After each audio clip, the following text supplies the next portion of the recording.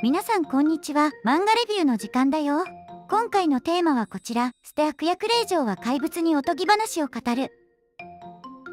これ、前に1巻だけレビューしてましたね。面白かったですか？面白かった。というか、なんかすごい刺さった。いやさ、正直これ、結構人を選ぶというか、人によっては、何言ってるんだこれ、みたいになるかなって思うんだ。字もすごいいっぱいで、ともすれば、これは挿絵付きの小説なんじゃないかって。ハンターハンターみたいな感じですか？そうそう。全部で5巻。多分これで完結だと思うんだけど、多分これで完結だと思う。でも、正直見せ場は2巻までで、3巻以降はエピローグと、あとは補足って感じ？ 3巻以降はエピローグって本編5分の2ですか？まあ 2.5 ってとこかな。だから逆に言えば半分がエピローグとスピンオフ外伝みたいな感じ。何ですかそれ？でもお話の終わりを丁寧に描くっていうのはすごく好感持てると思うけどね。王子と結婚して子供が生まれて幸せな様子をちょっと垂れ流すだけみたいな終わり方は嫌じゃん。まあそれはわからなくもないですけど。そしてこのお話さ、面白いのが悪役令嬢とは何か、悪役令嬢とは誰か、そんな考察をしてるんだ。どういうことですか？最近のこういう悪役令嬢ものってさ、悪役令嬢が悪役じゃないこと多いでしょ？悪役令嬢だったのが改心して優しくなったりとか、前世を思い出して行動を変えたりとか。確かにそうですね。悪役令嬢が悪役じゃないんだ。そして逆に、本来ゲームなりなんなりのメインヒロイン、これが悪役であることが多い。悪役令嬢を悪役に仕立て上げて、北総 M みたいなパターン多いですもんね。どっちが悪役令嬢だと思う？そんなこと言われても。このお話はね、そのことについてとても真面目に考えてる。主人公の本来の悪役令嬢であるシルフと、敵役の本来乙女ゲームのヒロインであるカンナ。二人ともが悪役令嬢とは何なのかってとても悩むんだ。私は悪役令嬢なのか、彼女は悪役令嬢なのか、何が正しいのか、何が悪なのか。もともとカンナはシルフから婚約者を奪ったわけだけど、この行為は正しいのか、間違いなのか。意味がわからないですよ。二人ともさ、すごい読書家なんだよね。シルフは自分の身分を隠してまで大好きな本に触れるために図書館に通っていた文学少女。そしてカンナもまた前世ではずっと本を読んでいて、転生してからも本好きは変わらなかった。きっとそんな二人だからこそ悪役令嬢の物語における悪という言葉、その行動の正しさについて考えて、そして議論することができる。議論するんですか？きっと他のキャラだったらできないよ。ほんとこの二人だからこそだと思うんだよね。もうさ、言ってしまうとさ、シルフを犯罪者扱いした奴らは全員死ぬんだけど。全員死ぬんですか？そう。カンナがそそのかして、それに乗っかって、国の王族や、あるいは重鎮やらがこぞって、シルフを悪役令嬢に仕立てて、シルフを国外追放したわけだけど、その人たちはみんな、関係者の中で生き残ったのはただ一人、シルフから婚約者を奪って、悪役令嬢だとそそのかしたカンナだけ。そしてそのカンナとシルフ、二人がそれぞれお互いの存在について考えて議論する。それが面白いんですか？議論の中身も面白い。というか興味深いかな。この世にはびこる私たちがよく触れる悪役令嬢が存在するあまたのお話について、そこに登場するキャラたちはこんな風に考えるのか。でね。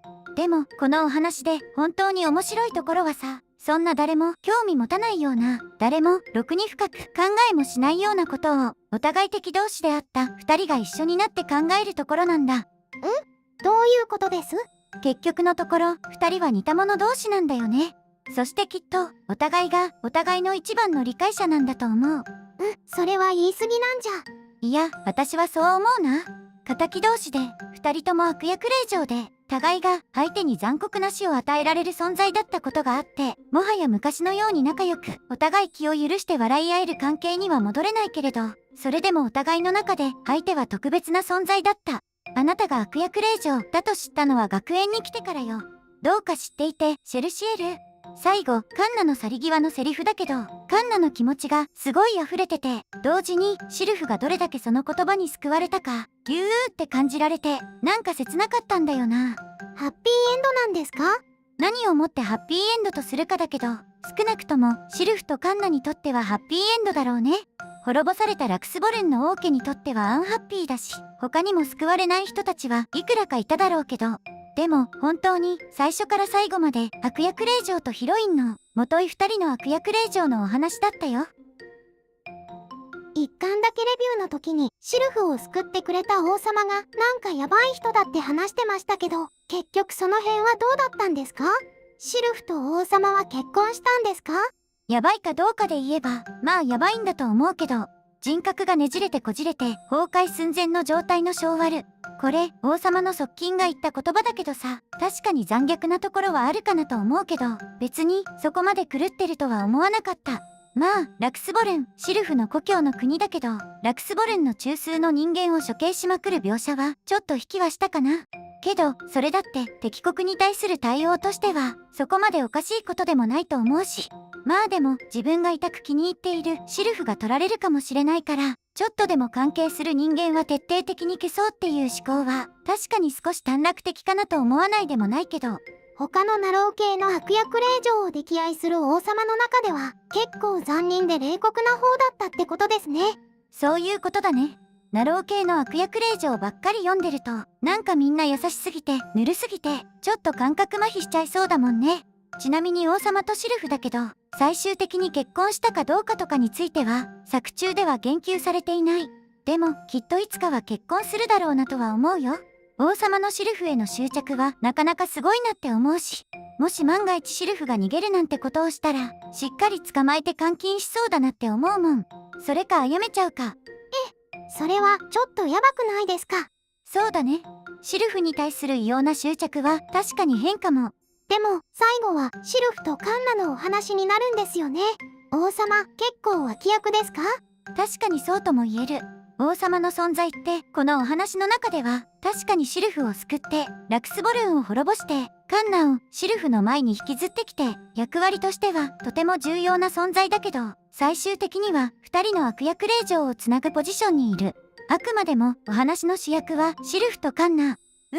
そういう役割の配分的な意味でもこのお話は秀逸だったな。ベタ褒めしますね。文字ばっかり多くて、なんか残虐なシーンもあって、思考がぐるぐるとどこに向かうんだって思ったりもするんだけど、読み終わってみるとこれ以上にない終わり方で、すごく気持ちのいい読後だったよ。まあ最初にも言ったけど、好き嫌いは分かれそうな漫画だからね。あくまでも個人の感想ということで。よかった。で堂々と言えばいいじゃないですか。自分の感性に自信がないんだよ。勘弁して。いいと思いますけどね。では今回はこの辺で、また次の動画でお会いしましょう。バイバーイ。